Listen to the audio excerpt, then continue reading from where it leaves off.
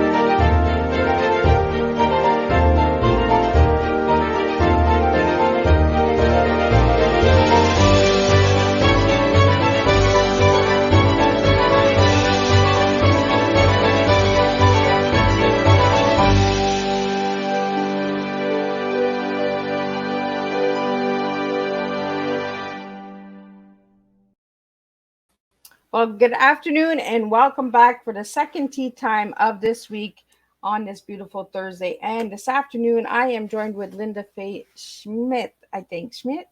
I'm sure she'll get me to say it right when she comes out on. She's in the studio waiting in the background. So let's get the disclaimer going and let's get a quick little intro on her bio, and then let's spill some good old TEA and let's talk about some special education and her new book release that came out on April 23rd. That's right. We're going to talk about a new book release so you can grab your copies. So let's get started here with the disclaimer. Disclaimer for Miss Liz's Tea Time Live show. Miss Liz myself is going live using StreamYard. Before leaving a comment, please grant StreamYard permission to see your name at StreamYard.com. Please be advised that the content brought forward for any Tea Time show hosted by myself, Miss Liz, is always brought forward in good faith. However, may bring forward dialogues and opinions that are not representative of my platform. The facts and information are perceived to be accurate at the given time of airing. All Tea Time guests and audience participants are responsible for using their good judgment in taking any action that may relate to the discussion. The content brought forward may include discussion for some where they may be emotionally at risk. It is significant to know that the show is engaging in discussion forums only to offer and inspire awareness and connection and is not providing therapeutical advice. If you have any questions about the disclaimer or the panelist discussion, you may freely contact me, Ms. Liz, through my email at bookingmissliz@gmail.com. Moving forward, should you choose to voluntarily participate in today's show in any aspect, I myself, Ms. Liz, welcomes you. And should you decide that the show is not made for you at this time, I respect your wishes and will see you at a later show at a later date and time. And again, all tea times this year in 2023 are done on a Thursday. And if it's done on a different day, it's a rescheduled tea time. So now let me introduce a little bit of Lynda. And then I'm going to get Lynda in here and she's going to spill away and we're going to serve a good cup of strong tea with you all. Lynda Faye Schmidt believes that creating in her life purpose, whether it's building meaningful relationships, writing poems, blogs, or stories, or preparing culinary creations, she loves to be fully engaged in the process. Lynda writes emotionally impacting, character-driven stories based on real-life experiences. Lynda has been homing her craft since she began scribbling poetry in the back of her elementary school exercising books. I want to talk to her about that because I did that a lot too in school. She has a massive collection of journals, which are for her fundamental reflection and creative tools. Lynda earns a Bachelor of Education majoring in reading and language at the University of Calgary. She has taught grade kindergarten to grade 9. So we have a teacher in the house. So anybody who has any questions on teaching, put them in the comments. She developed an interest in special needs education early in her career and enrolled in numerous workshops to develop her skills and gain experience in the field. As part of her lifelong interest in reading and writing, Lynda has attended writing workshops, was a member of the Writers Guild of Alberta, completed a creative writing course at Mount Royal College, and finished The Artist's Way by Julia Cameron. In 2017, Lynda started her blog, Musing of an Emotional Creator, where she writes about topics that inspire, impassion, and ignite her.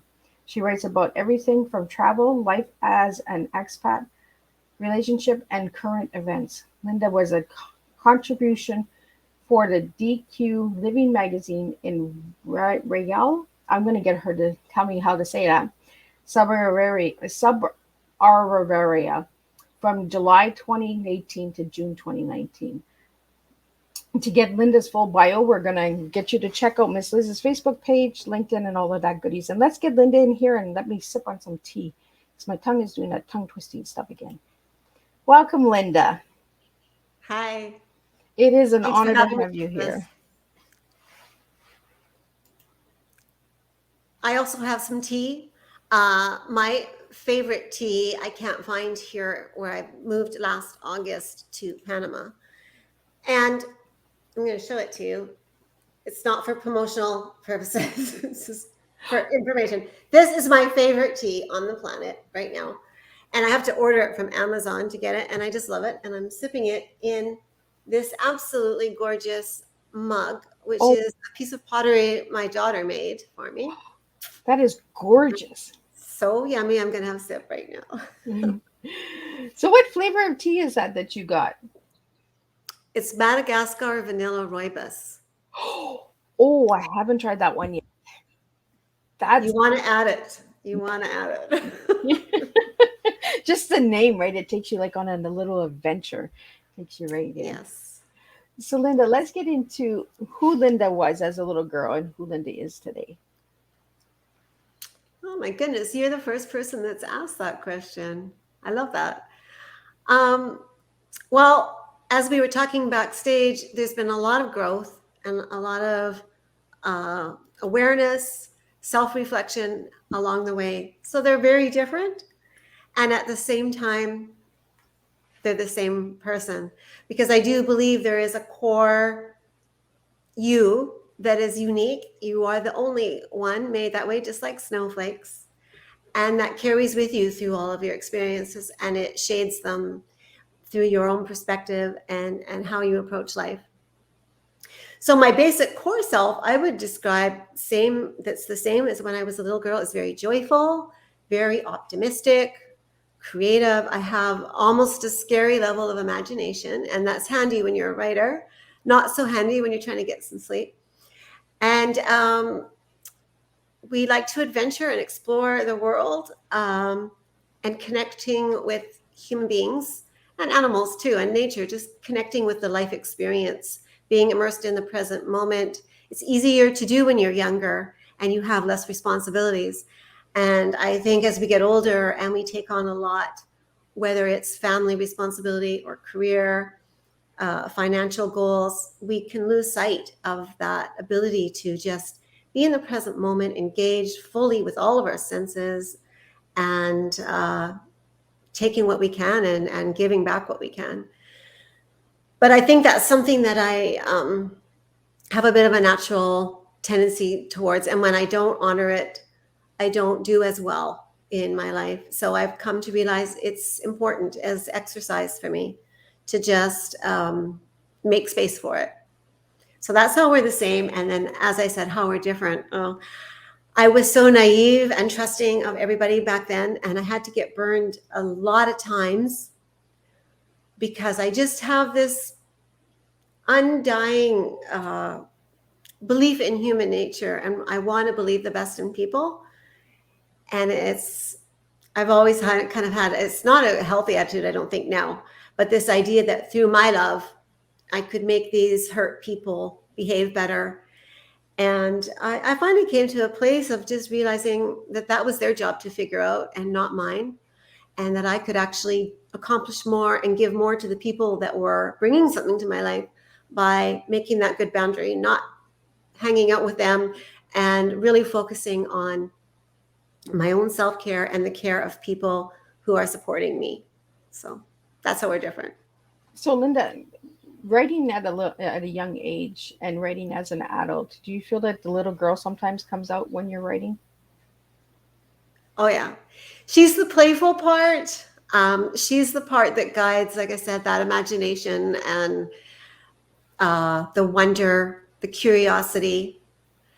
But of course, she needed a lot of education around the craft and how to use vocabulary in a way that is engaging and how to insert dialogue with your narration. And that comes through learning, school learning, as well as I think practice is the best way to learn for me. So Is that what I've got written you? a lot.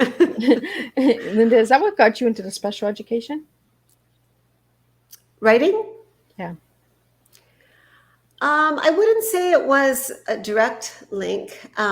So I always was interested in writing, and I started writing, as you said, in my notebooks in elementary school, mostly poetry. And I did writing even while I was in university as a single mom. And I maybe would have chosen a career like a journalist or something like that, but it didn't seem like a great fit for raising a little girl on your own with the uncertainty and hours that aren't regular. And I didn't not enjoy teaching. Don't get me wrong. I loved my career as a teacher. I wouldn't have stayed in it for 25 years if I didn't like it. So it was very fulfilling. But I started off thinking I was going to be teaching English, teaching young children how to read, how to write. And that was my passion and still is. But along the way, I think because there's so much, or even more so now today, integrating of children who have different learning challenges, I'll say, I hadn't even known all the range of challenges that can occur in the human brain that impede learning. And so they were in the classroom, and I needed to figure out, and I did not have the toolkit to figure out how to work with these kids. So I just started taking a lot of courses in my spare time to learn more. And just bit by bit, I started learning about ADHD. I started learning about FASD. And the more I learned, the more my passion grew of these marginalized people that sometimes don't get included and have a lot to contribute. And one of my really impacting experiences was early on when I'd started into the special education field. I was at a fundraiser, a silent auction. This is mind blowing. And this little guy, I think he was 7 or 8, he was in a wheelchair and he couldn't speak. He had to have support, and he had one of those computers to say his voice. And he started speaking. And his IQ was like genius level, trapped in this body that didn't have muscles. And the things that he was saying. And then to top it off, this little girl in the crowd who also had some really serious challenges just started to try to clap. She was missing, but her whole face was so lit up. She was listening and taking this in, even though it might look from the outside that there wasn't that capability. And it just reinforced for me, you can't judge a book by its cover. Right. I think Yeah. we so often underestimate the power of these children, and then when we see the magic Yeah, come out of them, we're like, whoa, where did this come from? Uh, you know, I exactly. I used to love working with the Down syndrome children because a lot of people were like, oh, they don't understand, just put them in the corner. And I'd be like, there's something with them, the numbers, like I had one little guy who had to actually pass away because of his weight size. He was 11, and he would just grab the Sears catalog and he would just go through the numbers like crazy. And if you took that catalog away from him, then he would get aggressive. He needed that catalog. It was like a calming source for him. And if you take the catalog Hmm. away from him, he would just get like outrageous. Like he would get like outburst and get angry, stomp his feet, and they're strong. Like they have the strength behind them. So, do you have a Hmm. story of one of your students that really impacted your life? Oh, so many. It'd be hard to choose. Like with the little guys, there was one in particular that I was teaching in kindergarten at that time.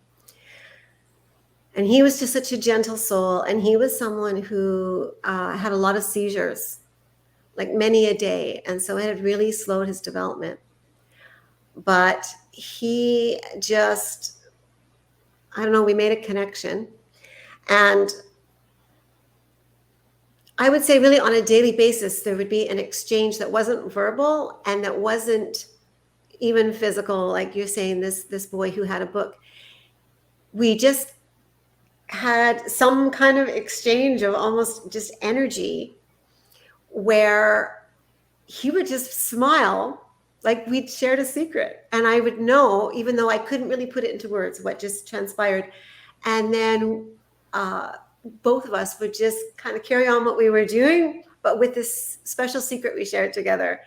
And I really enjoyed, oh, I could just go on and on of all those different stories.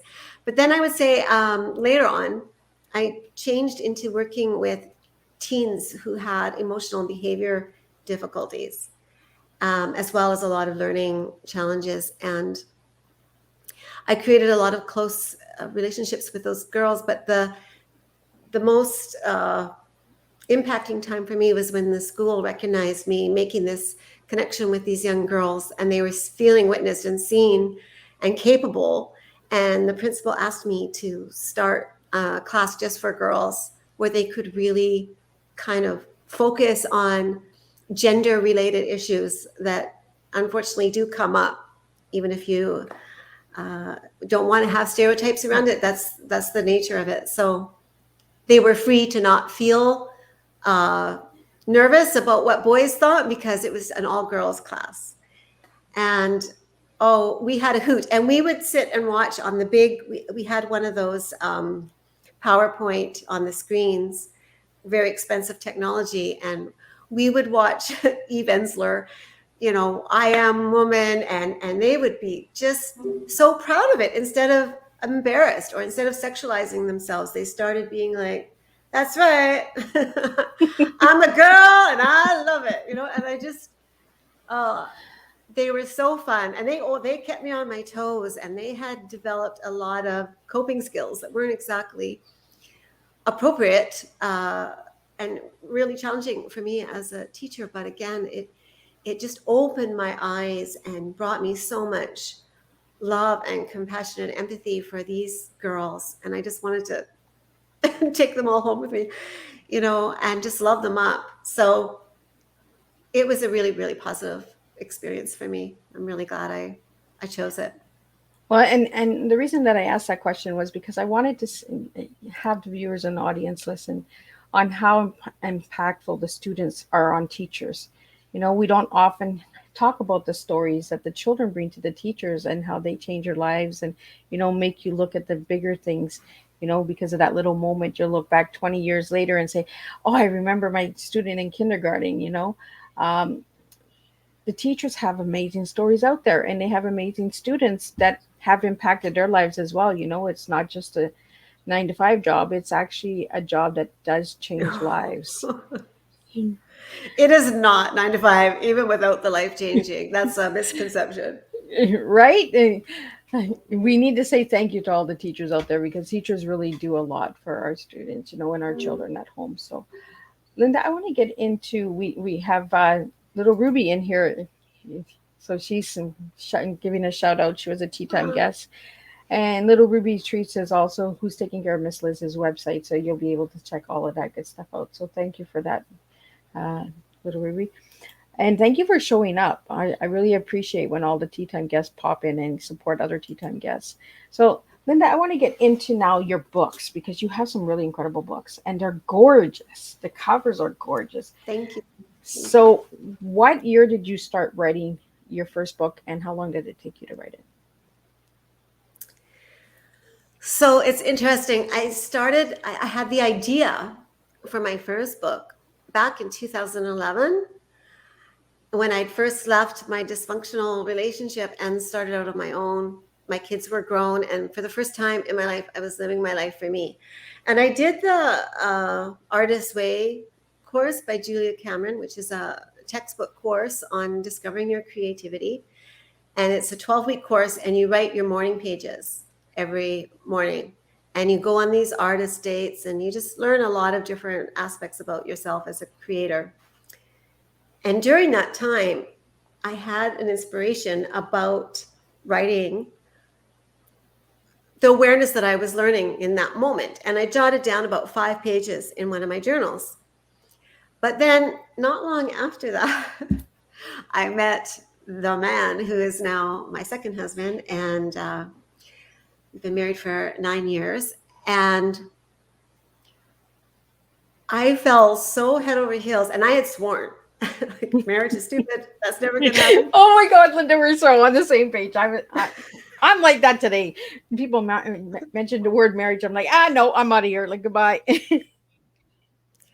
And that's true. If you're battling a fit that is not compatible, can be a really negative thing. But if you hang in there and wait, not for any other reason except that's I call him my Noah's Ark partner. Anyways, he showed up not long after I started this journey, and I was resisting because I was like, hey, I said I wasn't going to do this. But long story short, my writing got kind of left by the side as I went on this whirlwind romance. And then we ended up moving to Saudi Arabia because of a job opportunity with his career. And I was unable to teach there for various different reasons. And so I thought, hey, I'm going to pick up this writing that I have always had a passion for. And I started with my blog, and then I started writing the magazine articles that you mentioned, which kind of the opportunity came through someone reading my blogs. And then I just stumbled. I was literally going through journals because I have so many, like literally hundreds. And I was like, oh, this story I wanted to write. So I had the time, and I just started writing it. And it probably took me 2 years to get the manuscript out. And when I finished it, I had just finished literally the day before, and I was on the shopping bus in Saudi Arabia. And one of my friends, well, what have you been up to? Oh, I just finished writing my first book. And she was like, oh, cool. When are you going to publish it? And I said, now, if you can answer that, that's $1 million question. I don't know. And so she casually says to me, oh, I think I have a friend of the family that's maybe in publishing. Let me see. And she sends me the contact information for my publisher, Anne O'Connell at OC Publishing, the next day. And I checked out her website. I thought, oh, I feel all this serendipity. I really see the integrity of this woman, and I'm going to give it a chance. Sent her a query letter, and she loved it. So then it took us working together, mentoring and moving into editing, another little more than a year. So all told, about 3 years for the first one. And then the next book went a little bit quicker because I had gone through the process. Also, I would say, just having spending time writing at my desk every single day, I developed more of a skill that way and got into such a groove. I never had the writer's block anymore because the vessel was always open and never closed all the way. So the second book didn't take as long. And then the third book was a journal, and it definitely didn't take as much time because there's not the same level of creativity, and there's only a prompt per page, so it's shorter content. And then my last book that just was launched, and it is Sunday. Gorgeous. So, and about a year as well to write and a year to get ready. So Lynda, how did you get the cover for the last one? Because the last book is gorgeous. I'm so thrilled with the covers of all my books, and that's not every author's story, so I recognize how fortunate I am. But this is extra special because early days when I started writing this novel, I knew that my novels are very driven by the characters. And so my character, Isabella Ricci, is an artist. And I wanted to have that brought into the book somehow in a very real way. And I had this inspiration, and I reached out to a friend of mine who is an artist. She lives in the UK now, but originally I met her living in Saudi Arabia. And I said, hey, Ria, her name's Ria Carnell. How would you feel about collaborating with me to make a sketchbook journal entry for each chapter of my book I'm writing? And she was so in there right away of, I'd love to. Because she really feels like adult books are limiting with art. And she feels like there's a real place for that for adults and not just children. And so we did it. And now I'm finding out, I just found out today that apparently this is some new trend, but that blows me away because I'm usually like 10 years behind the trend and thinking it's new. And everyone's like, actually, it's going out already. But this book is, there is chapter art at the beginning of each chapter that is representative of my character's sketchbook journal. So that's chapter 1. And they're pencil drawings, but they're just absolutely stunning. I think she's so talented. And I mean, she shows her art in Oh, wow. the art world. So Wow. isn't that great? Gorgeous. So we're getting an yeah. inside scoop. So grab your copies. Like, that is Yeah. nice. We don't see pencil drawings anymore either, right? We see like all the colors and digital It's art true. and stuff like that.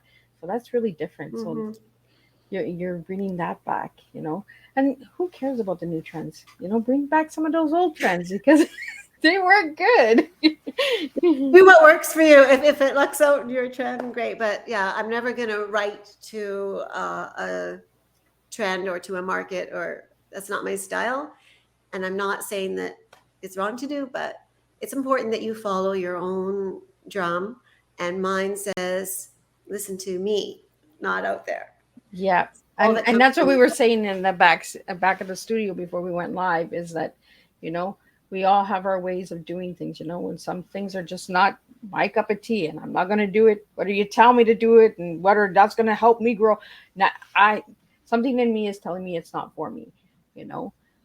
And Yeah. and I think we should be able to Listen to debate stuff, right? Because we were talking about that in the background too, back in the studio. You know, debating. We don't do that anymore. We don't debate. We just follow, right? Follow the leader. Let's just go. You know. There's one certain strand that's being accepted, and then the others aren't. And I think it's unfortunate because I do think our freedom is one of our most treasured gifts as human beings. And if we start chipping at that, I think it's a really dangerous thing to our whole sense of serenity as humans, you know, as to your uniqueness. You have to be respectful. You can't aggress against other people with your choice, but you can choose to live and not live, to agree and disagree, and live harmoniously.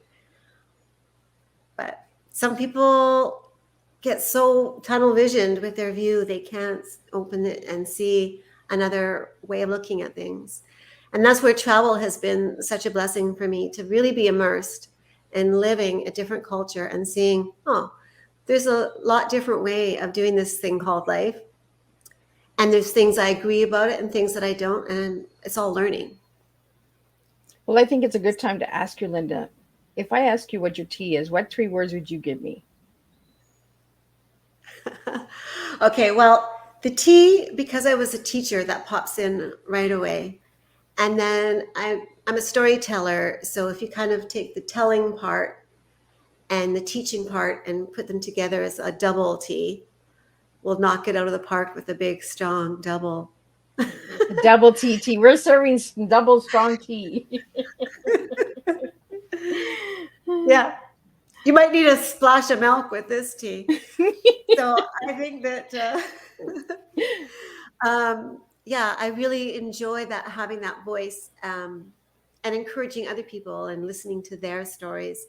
And, you know, I weave in other people's stories through my characters, and it doesn't matter that it has their name attached to it or not. It's important just to get out what their belief is or what their experience has been, so that people can realize that there's so many things that you can't understand when you haven't walked through their shoe, but you can get a glimpse if you read about it and if they tell you their story. And it just feels like a really beautiful way to do what I feel like I'm here for, is to share Yeah, you stories, might have just teaching. started something, a new trend, right? The double T's, teachers telling stories.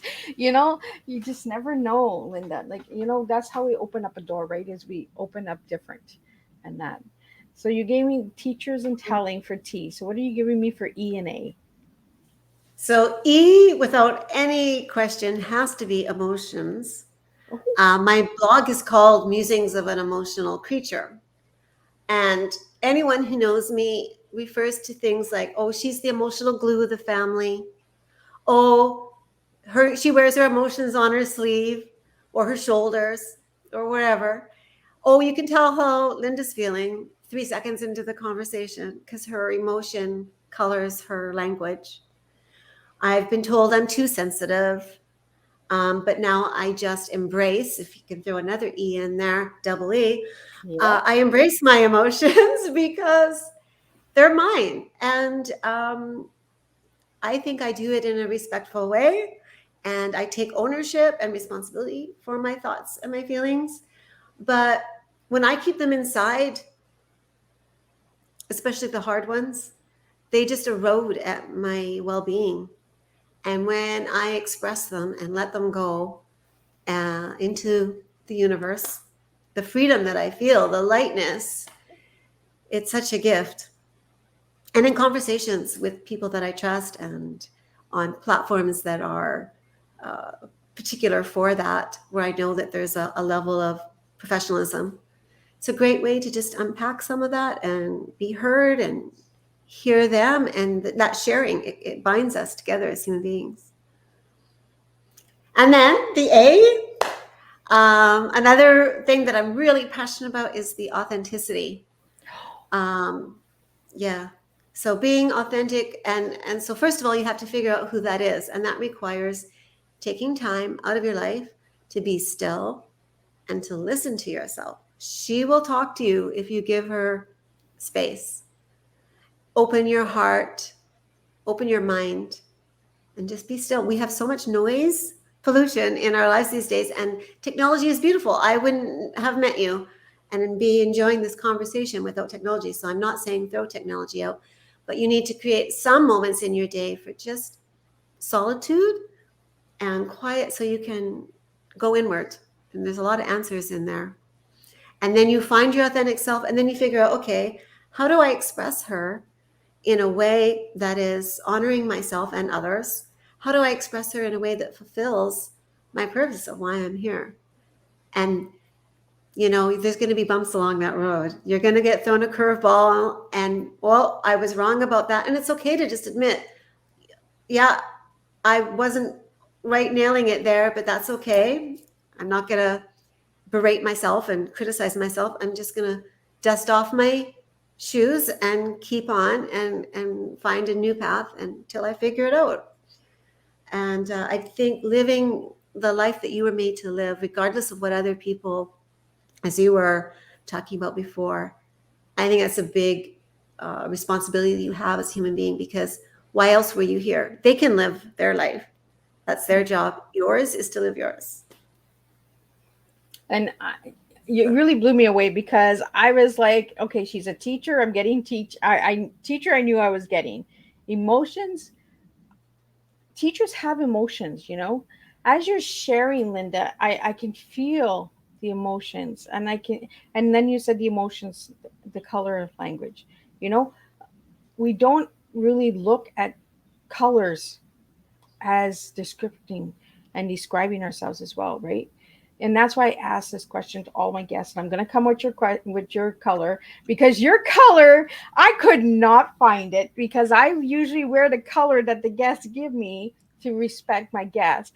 And Linda, Oh, when I asked you your favorite color, what color did you give me? well, I said it was not just a color. It is a very specific color. It is the blue of my husband's eyes. That exact shade of blue. And I'm like, okay, what shade of blue is that? Because there's so many shades. I have blue eyes, and my eyes change with my moods and my emotions. So the blue, the Mm. tint, it goes blue and gray, blue and green sometimes. And sometimes goes really dark blue, and some people are like, oh my god, Miss Liz, your eyes are really blue today, and I'm like, I don't know, must be the emotion. So what It type of is. It blue is changes. this?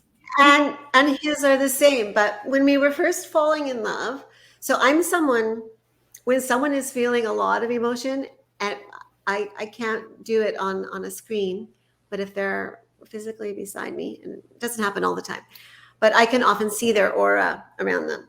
And so his aura is the same color as his eyes. And so however he's feeling emotional, and of course he was emotional because he was also falling in love with me. And he was really vibrating at that time a blue that I will describe as very intense and magnetic and yet soft. It was pure and clear. It wasn't like a dark navy blue or sapphire, and it wasn't light like baby blue, sky blue. It was somewhere in the middle there, but it was definitely blue, no silver, no green, just pure blue. And I couldn't sleep sometimes. I mean, like, your aura is keeping me up. I'm falling in love, but I need sleep. Exactly. Yeah, because when I got that color, I was like, oh, okay, so what color do I wear for that? And I'm like, okay, I got blue. I'm going with the blue eyes. I got blue eyes. I'm wearing. It's on me. That's perfect.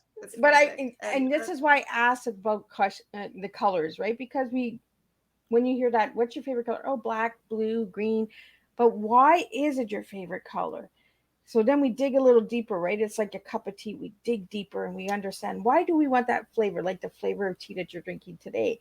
Why are you drinking that flavor? So why are we serving our tea? Why do we serve these purpose? And like you had mentioned a few minutes ago, our purpose and our why is different than everyone else, right? The authenticity of being real and being emotional and being a teller. You're the storyteller, you write books, and you're the teacher, you taught. So it's a strong cup of tea. It's Lynda's tea. It doesn't mean to work for anybody else. It's Lynda's tea. We are serving Lynda's tea here today on Tea Time. So Lynda, and you've been promoting this Tea Time, and you've been saying, I'm coming with a strong tea, and she's here with a strong tea. So I really want to thank you for that. Now, your one word that you gave me to describe yourself as a person, do you remember what you gave me? I think it was passionate. It was hard to choose one word. I love words so much. I could probably write 1,000. So choosing one, but passion is a good choice if you have to go with one, because it underlies a lot of the other ones. I'm passionate about the other things. And I just, like I said, about being emotional, I feel everything so deeply. And I just care so much about life, And as I said, there's so many. I'm so passionate about people learning to live in harmony, about peace, and about respecting one another. I'm so passionate about equality for people and everyone having their voice and their right not taken from them to exist on this planet. I feel like we have too many rules and laws that keep us from connecting and becoming our authentic self. And rules have their place. I like to have a few as well, but I don't know. I just feel that when people have space to become, they will fill it. And when they're boxed in, they will shrink to fill that. And so I just want to open the space for people to shine their light. I just feel like if everyone was supported to shine their light, the world would blow your socks off. Right? I feel the same way. If everyone started serving their authentic tea, be themselves, just serve it and spill it and make a mess. Be you. The world would be a beautiful place. The colors, it would be like those blue eyes that you described. Like, it would be magical. It would be intense. It would, magnetic. It would really open up I think, humanity. And that's what we're missing is people are so programmed and so socialized that they're losing who they are as individuals. And we really need to just start serving a strong tea. And we have a comment here from Little Ruby's Treats. LL, a strong tea. Linda brings a double strong tea. And this is what we do is we serve strong tea in this house. And we don't serve a beverage. We serve the tea of life. And Linda's tea is really strong. It's in her story. It's in what she does. She's a teacher, she's a writer, so she's telling you a story. You know, the words really do matter. The words really express who we are as individuals. Um, Linda, we have a question here that came in. Uh, do you like eye contact? Do I like eye contact? Yeah. Yes, absolutely. Can you tell us why you like eye contact? That's a weird question, but okay, I'm going to go with it. Well, to me, your eye is your window to your soul.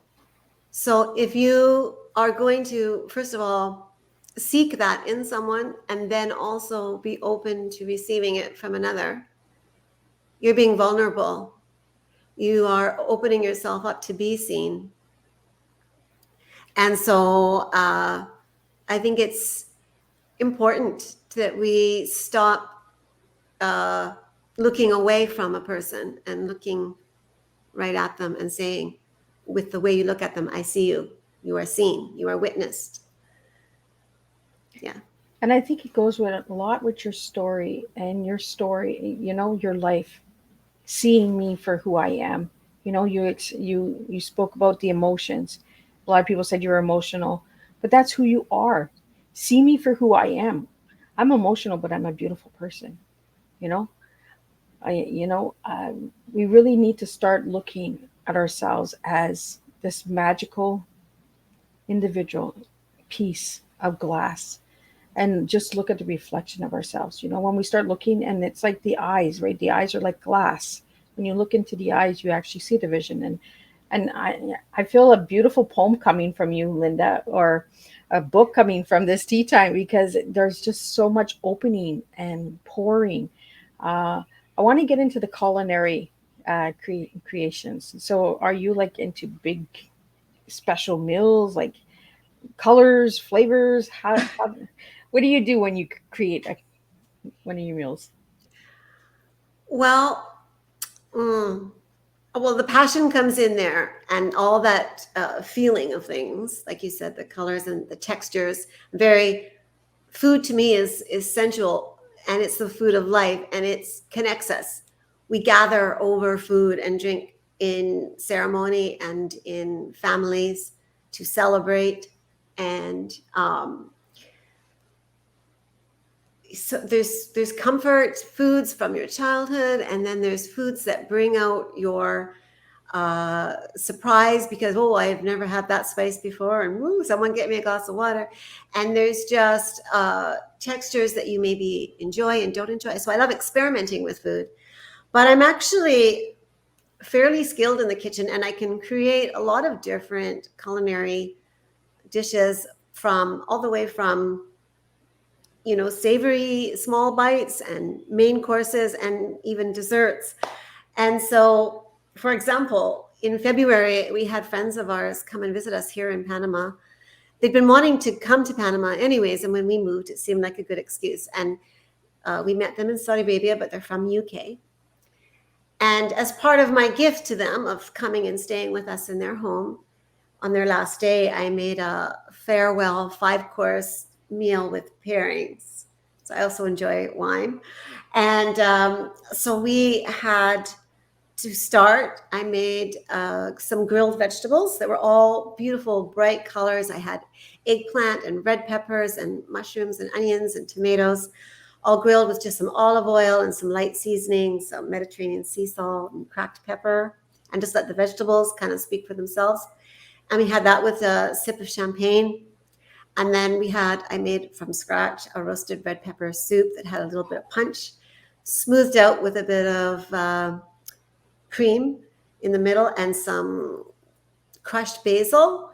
And with that, we had a white wine, can't remember. I think it was maybe a Sauvignon Blanc. And then we had the main course was a mixture of different choices barbecued on the grill that I served with a mushroom gravy and some scalloped potatoes and some steamed asparagus with garlic and butter. I'm getting hungry. And I a am glass too. of I'm red like, wine with that. where's the virtual? Slide me a plate. Yeah, right? So it was very well received. I really enjoyed it. I made his favorite dessert was creme brulee, so we had that. And then some cheese and port to top it all off. And actually, I couldn't drink my port. I had enough by that point. But I just enjoyed it, spending all day in the kitchen, music going, chopping, smelling the fragrances of the food. I love cooking. If I'm having a hard day, that can be, besides journaling and yoga and some of the other things I do to cope with difficult times, cooking can be that way of channeling a little bit. So Lynda, you did mention you're in Panama. So what do you love about Panama? oh my goodness, where do I start? So we got to travel so much with David's job in Saudi Arabia. And one of our first trips in 2015 was to Panama.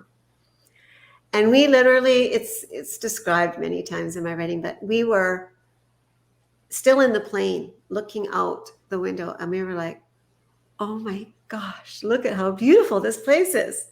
We could hardly wait to land. It's got this really spectacular skyline, city line with the skyscrapers right on the ocean. Some people call it Little Miami, but it's a small country. I think 2 million people altogether or something. Or maybe a bit more, but it's really small. And just so lush, it's tropical, and the jungle and the ocean, they just converge. And driving up to where we were staying, where we live now in Coronado, along the drive, I was just like a fairy tale. I just felt like, is this really my life that I get this opportunity? And the mountains, the fresh air, it's not polluted. And the people were so welcoming, even though it is a Spanish community. And my Spanish, even though I've been taking lessons for several years, is really resisting. Maybe I have a learning challenge there. I don't know. But I'm starting up lessons again next week with a friend here who's from Colombia. And so, but I love the sound of the Spanish language, and I love how it's a very emotive language. I probably should have been born speaking Spanish or met someone, because someone I met through a service, he was installing our TV, said to me, in English, you are so restricting. You are so frugal with words, only this, this, and this. And in Spanish, if we can say it in 3 pages instead of 1 sentence, we will. And I thought, oh, okay, yeah, I get you. And so I just love that generosity of, and the passion and the way they, they just, but they're very down to earth. And of course, I'm stereotyping, but for the most part, most people I've met, our security guard here on where we live, Alberto, is a friend, and he is smiling every day. He's always grateful just for the gift of being alive, and it's sunny and warm, and the birds are chirping, and what else can you want, And his family is more important to him than anything else. And I don't know, I really resonate with those values. So I am so thrilled that we did the hard gig in Saudi Arabia for 7 years and worked really hard to make enough and we built our home. We put solar panels on our home, so it's really quite affordable to live here for us now. And I love it. So if anybody wants to go to Panama, she just gave them to go there. So we have a question here that came in. Lynda, do you have any plans of making a cookbook?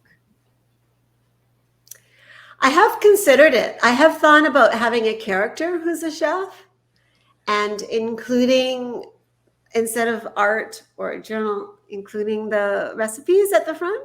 So that is an idea that I have played with. I'm actually writing, I'm about 60,000 words into my 5th novel, which is a psychological drama where I'm really looking at mental health, because that's another passion of mine, the stigma around mental illness. And so that's what I'm working on. But it could be a later project that I think would be a little lighter and fun, and I would enjoy maybe a break from all the hard things that I'm researching and working on right now. And at one time, actually, my oldest daughter and I were playing around with the idea of doing a cookbook before I started my writing career, but that was just before I moved, and it never did pan out. So, but I think it would be a fun thing. And you know what? I just finished watching a really good movie, or actually it was a Netflix series called From Scratch. If you haven't seen it, or I don't know if you watch shows, but it's so good. It's a tearjerker all the way, and real life seeming, but there's a chef, and food is a big part of it, and really well done. I think it's Reese Witherspoon's productions, and I feel like a lot of the stuff she's put out has been really, I loved Little Fires Everywhere. And anyway, I digress, but yes, to answer the question, I could see that absolutely coming. My goal is to write a book a year, as long as I'm able to write. And that doesn't mean it'll get necessarily finished, but in 1 year, but it's a goal. This one's going to take longer than a year, I can tell already. But well, as you were explaining this the amazing food that you created, you were pairing up the wines, and we don't have cookbooks out there that have the pairing, like, the food with the wines and and maybe I could throw in a tea with dessert. Right? A tea, or you could throw in a little poem, Somebody wants to propose. This is a meal to cook with this wine, this champagne. Congratulations. Here's your poem. There's so much that we can do, right? We can open those doors and create. I think a cookbook would be amazing, because then I could taste some of your food, since you're so far away. I could buy a cookbook and I could try and make it like you. So, Lynda, would you like to leave a special message to the special education first, and then mental health, because you had mentioned mental health? I just want to get some really good points out there. Since being a teacher in that, and you worked in the field for so long, what message do you have for everybody out there? In regards to special education, I guess I would summarize by saying that, as I alluded to earlier in my story, that each of us is special.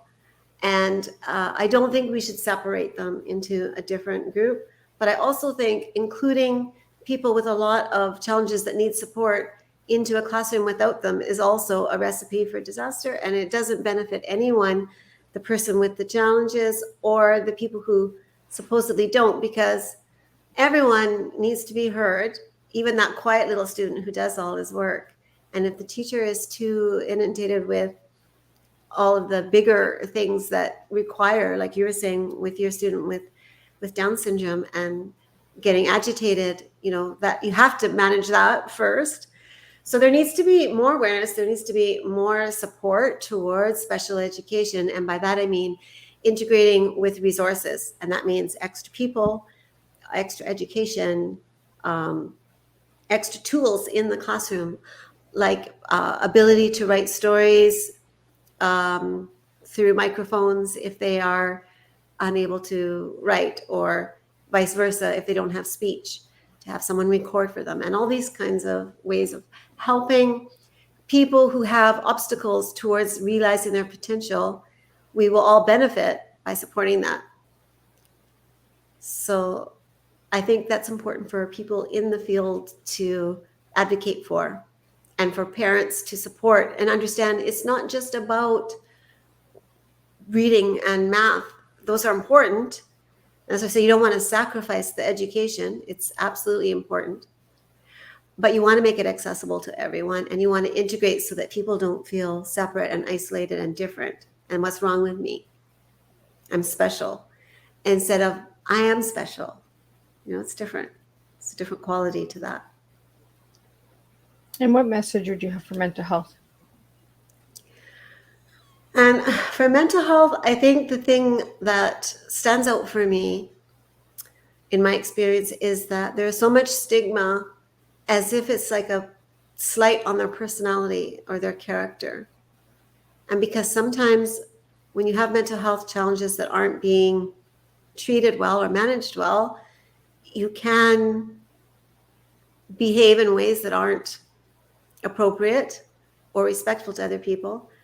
But to say it's your fault any more than when the child who has a seizure or has any other condition that impedes their ability, you should not put it on the person. And it doesn't mean you don't have to take responsibility, but how can you take responsibility if no one's offering you the opportunity? If you can't access, if you don't even know that services exist, and then you can't access them because it's $120 an hour for a therapist, and then meanwhile society is washing their hands of you, and you're alone, and there's so much aloneness where people are not only just a little nuclear family instead of a village raising a child, but so much single parenting because one of the parents is dropping the ball for whatever reason. And maybe there's a room for a compassion, but in the meantime, here's this little one. And again, we just sort of leave it to them to resolve. And I really feel that whether it's mental health, whether it's a learning challenge, whether it's opportunities that you don't have because of your background, we need to support one another much better than we are to access the things that we need to reach our potential.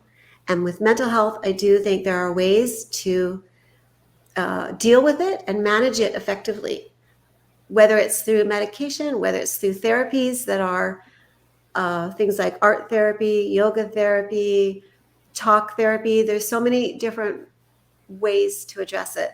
And you find the one that works for your unique self, as we talked about the authenticity. But, it has to be within reason of price point as well, or else you're excluding. And I know it's a lot to chew when you look at it and think, where's the money coming from that? And the government's already in debt. But I think there's ways to redistribute wealth from resources more equally. And doesn't the Earth's resources belong to all of us? Right. As members of the planet, right? So let's Right. share. Do some people really need 30 billion that they can't spend in their lifetime? Now, some people are amazing philanthropists and share and do great work, and others are not. And I don't disagree around free enterprise and the right to your own independence. But that's assuming you're starting from an equal playing field, and we aren't. So that's being naive about the reality of life. I'm fortunate. I was born in Canada where, we are strong and free for the most part. But other people, through a roll of the dice, are born somewhere else. Whenever I get really heavy with feeling all of this, though, Liz, I like to take a step back, take a deep breath, and remind myself I can trust in life. It's unfolding exactly as it should. And I don't need to get myself in a knot.